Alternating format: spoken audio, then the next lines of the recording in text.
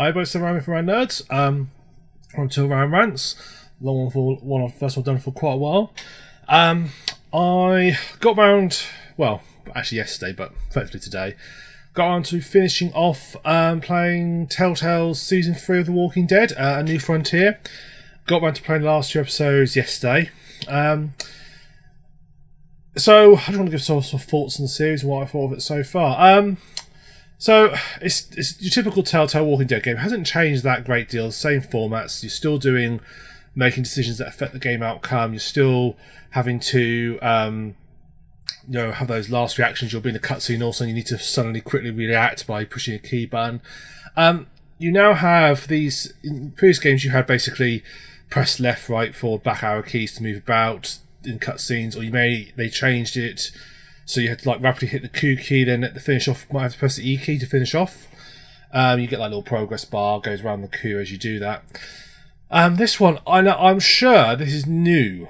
Someone's going to probably correct me, but I'm sure this is new for this series, that you now have these where you have to push 2 keys at once, or alternate. It's like an up and down key at the same time. I'm sure it's new for Season 3. I don't think that was in Season 2, but it's been a while since I played Season 2. As a whole, I did quite enjoy The Walking Dead. We don't play as Clementine this time. We play as Jarvie, basically the story mainly revolves around him and his brother. Obviously, you don't really encounter his brother for quite some time in the game, but he does, minor spoilers ahead, and well, actually, I'm going to say spoilers alert for this episode, this thing. You do come across his brother later on in the game, and it is really quite heavily around about him and his brother's relationship, both post the apocalypse and pre the apocalypse as well. And Jarvie, he's a likeable guy. You can play, generally what you do, like most protagonists of Walking Dead, whatever you do, you'll generally play them as quite likeable people. It's hard to be you can be quite more of a dickhead in this game than you can in previous games, but you generally are going to be quite likeable. Clementine is back, but she is now a non-player character again, like she was in the first one. That I found the hardest to accept, because in the first game she was a child and acted like a young child, so it made sense that she was the third part. She was a third-party character. It made sense then. Then when you got the second game where you played as her, that was a little bit more awkward. You played it well because you had the situation where she got to this place where there was other sort of people there, and there was a patrol that needed to be done, and they sent her out, the child out, which seemed very logical to me, although she sort of obviously had handled herself quite well. Interesting, Walking Dead has this thing about any previous characters in the previous series, it buries them pretty much. So in when you got to start Walking Dead Season 2, the character you're tucked up with in the end of Season 1 it's gone. And the same happens in this episode, in this sort of series. All the people that she was tied up with in the previous one have gone as well. And yeah, I found that a bit unrealistic play as Clementine, because they really wanted you to be an adult. They had to keep coming on convoluted situations as to why you would go out and do the missions, and they really struggled with that. I found that happened quite a lot, and that didn't really work too well for me in Season 2. Season 3, she's back to being a secondary character. However, she is way too mature for her age. She's meant to be sort of toughened up now from the world she's lived in. But she's 13, 14, because she's been on her own. But she acts like sort of 18, 19-year-old. She could be sort of over mature for her age, but she just feels like she's... When I was playing the game, I thought she was actually quite a bit older than she's actually meant to be. I thought she was in her late teenagers. I thought it was quite several years after the previous games, and she was meant to be a teenager at that point. That's what I felt playing it, but actually it turns out later on she is only sort of a teenager, because there's this awkward conversation she has with Jarvie later on where she admits that she's now starting to have a period and she doesn't know what to do. And obviously that's a young teenager thing. So it's a bit of an awkward situation there. So that was a bit... I'm going to say another trouble is because she doesn't play like I played her, because they had to make a guess about how the players would have played as Clementine. Now, I don't know whether they pick up anything from your decisions in the previous game, whether they pick up any of those and use that to try and determine what she's going to be like. I do know that there are situations where what she does is related to not what you say or what you do, but things you've done in the past. There's a bit at the very end, and these are spoilers, where you have to basically pick who to go with. Do you go with one person to help save a town, or do you go with Clementine to go save your child? Apparently, though, whether she decides to even go after him is affected by lots of factors, not just what's in the game, which I thought was an interesting thing to find out. I'd assumed that was how it's going to be, but actually, no, she's affected. So there are obviously some pull-throughs, but the way Clementine I had, at least felt initially, wasn't the Clementine I played, as I role-played in Season 2. So I struggled with that. She does get mellow a bit later on, and it does feel more like my Clementine as time goes on, but it was overall I found a little bit more awkward. Interesting about this is the world. This is obviously set itself years after, as it's also set a few years after the sort of initial apocalypse, and the world is starting to rebuild itself. There are now proper communities formed, and long-term communities as well. You have Prescott, you have Richmond, which is where the New Frontier come into it, and that's the Telltales New Frontier from the series come into it. And it does feel like the society is on the mend. It is getting to a stage now where people aren't so bothered by the walkers anymore. They sort of accept that they're there, and they accept that the walkers exist. Almost like bad weather in a way. They accept that the walkers are there and just get on with it. Basically, they don't worry about it anymore. They're not so. They know it's bad news when the walkers attack and they run across them, but they're not quite so. They're sort of more like, oh dear, there's a nasty tornado heading our way. We better sort of abandon the hatches and just deal with it. And I think that feels realistic. I think that society in general would, after a couple of people are good at adapting, and they would adapt to that situation after a few years. I mean, it seems to be a case of, society's getting around, they're starting to get electricity, they're starting to get, people are starting to sort of get back to using horses again. It feels like almost Wild West in a way. It feels like it's getting more towards that character. And it's interesting, as the series have gone on, the walkers have played less and less a part in the actual stories, and that's in general for all the Walking Deads. The walkers are actually just a background to help to drive the plot along. The actual story is all about the people and how the people interact with each other and how people work with each other. That's how the stories have always been, and so it feels more real that the walkers are. It feels as how it would be. It's the interrelationship between people. It's not just gun loads of zombies down. Well, there are some fun bits. I have to say, I've not been so hooked into this season. Previous seasons, I was constantly looking out for the date and watching for the date to turn up, for the episodes to turn out, and as soon as they came up, I instantly played them. That night I had to play the episode to find out what was going to happen. This one, I actually managed to miss 2 episodes. I managed to miss the first 2 episodes. I bought it before they even came out. I managed to miss the first 2, and then played the third one as soon as it came out, and then missed the the last 2 as well, which felt a bit well. It just wasn't. I wasn't quite so engaged. I think I got a bit fed up with Jarvie and what was going on between Jarvie and his brother David so much. It is refreshing that this game ends with more characters alive. There did seem to be sort of a trope happening where they had to kill everybody off just so you had this dramatic bit at the end. And it did feel like more and more was happening as time went on. Most of the side characters were pretty interesting. Some of the ones that stood out for me is Trip. Trip was a good guy. He was, he's this big burly dude he's a very honourable dude. He's almost like your archetypical sort of like role you'd expect. He would help anybody for pretty much anything, and he's generally a nice guy.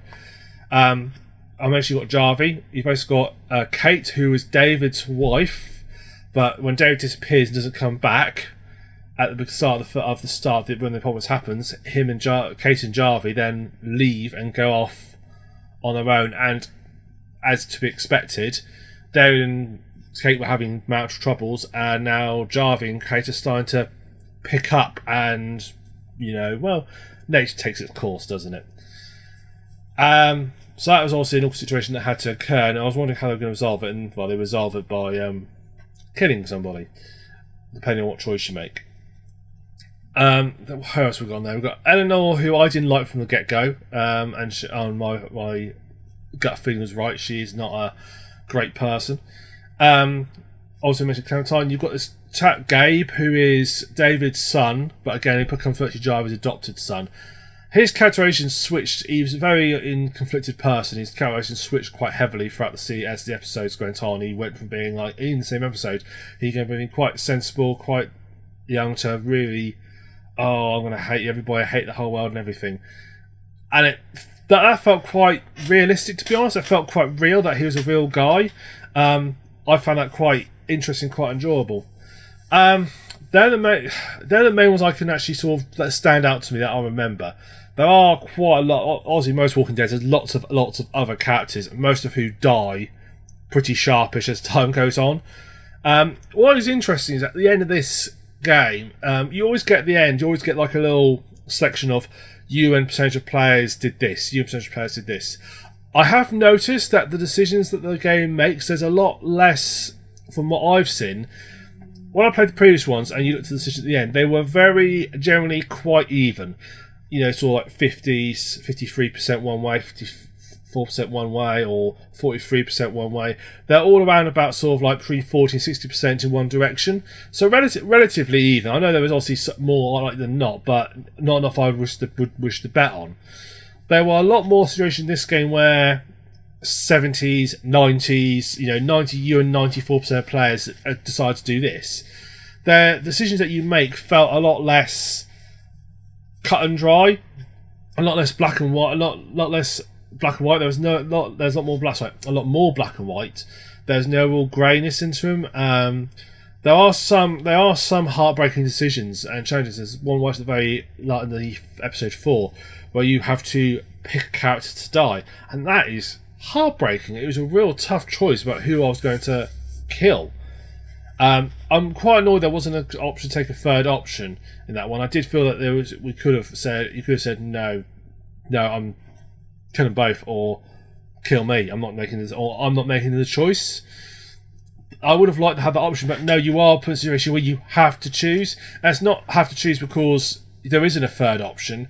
It's have to choose because the game decides you can't have a third option. That I found a bit irritating. In previous games, you've had these decisions where you have to save a character, and it's always been, in fact, Walking Dead Season 1 does it in the first episode. But in that situation, it's a case of both these guys are being attacked. I can only save one. I'm going to have to save one because it's not fair that both die. But there's a reason I can't do both. There's a reason why I can't save both. And it felt very artificial to me that I couldn't, not save both, but perhaps have both get killed. Or perhaps, some other thing happen. It just felt that weird. That was a bit weird. Oh, I didn't mention about David and how I couldn't stand him from the get-go. He was a real absolute arsehole right from the get-go, and he was stupid as hell. Anyway, that's just a side story. Interestingly, at the end, a whole thing, you get given like your attitude towards these people was, and it gives you like a rating. I don't know what the full rating DSR are, but it's based on several actions you do throughout the whole season, and that was a nice touch because it shows what you feel you like. So, I think my reaction towards David was heartwarming. I think it was at Clementine. I can't remember now. I'd have to look it up. That I liked. I like that sort of like. And actually, when they gave the results, I actually went, yeah, that is my sort of how I agreed with what it said, which supposed to make sense because the decisions I'm making tallies up right. But at least people who look at decisions the same way I was, which was very nice. I would say, I think the overall storyline as well I thought was interesting, based around this New Frontier gang. So they're called the New Frontier because these are sort of built up to be initially in the first episodes as the bad guys of the whole thing. They go out and raid people and so forth, and then when you get there, they deny all knowledge, and then it turns out that they are raiding people. And at the very end, you end up saving their village, their town they've built up, because they have been very successful. They have built up an amazing town.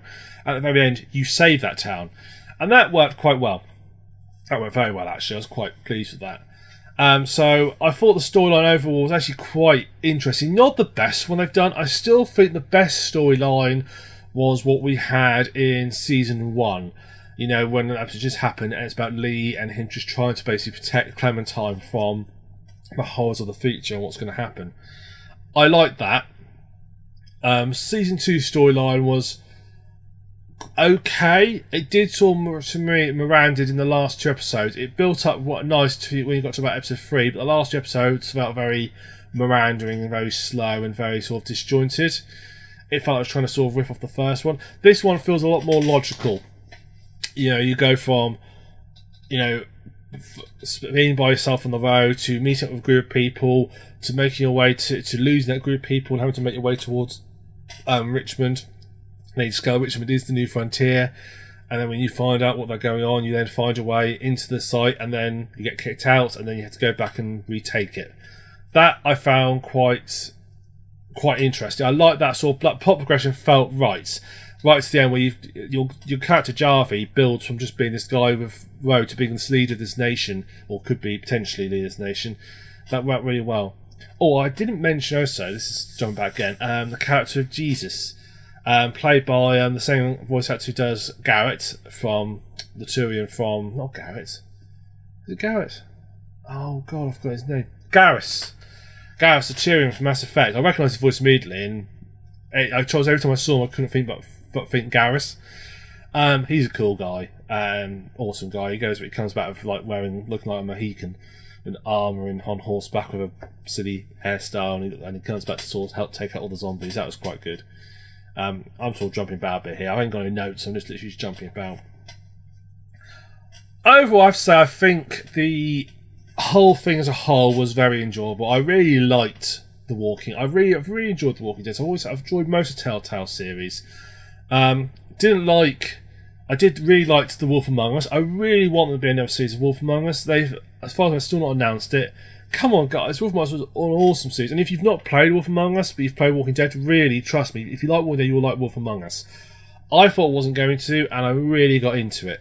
I'm really sad to see it didn't we didn't have anything else.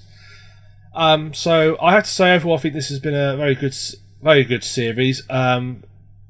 I would definitely give it a shot. If you've not played the previous Walking Dead games, I would really recommend you go through them in order, because they are very heavily following a storyline. They are set up to be independent, so you can quite happily play each season by itself, because they do have their own overall season arc, but they work a lot better if you play the first two, and they don't take very long. You can play, each episode takes about 2 to 3 hours to play through, and I do recommend you play through an episode in one go. They are self-contained stories, so I wouldn't start and stop at midway through. If you used to be playing episode 9 and you've played it in a week, but I played the first season, I played it all in one go. I literally sat down and just played all through everything from episode 1 all the way to the 400 days in one go, and yeah, it's an awesome and great way to play it. So I'm going to end there. That's all my final thoughts on The Walking Dead. Please, if you've enjoyed this, subscribe. By all means, if you've got any thoughts yourself, put them in the comments. If you want to say, yeah, I agree with you totally, that's fine. If you want to say, I disagree with everything you've said, that's fine too. Don't mind. Please pop them in there. If you've enjoyed us, please subscribe. We do Let's Plays. I'm going to try and do more of these little rants as more as I can. So very much for watching. I've been TheSuffolkRam. I look forward to seeing you on another one in the future. Thank you.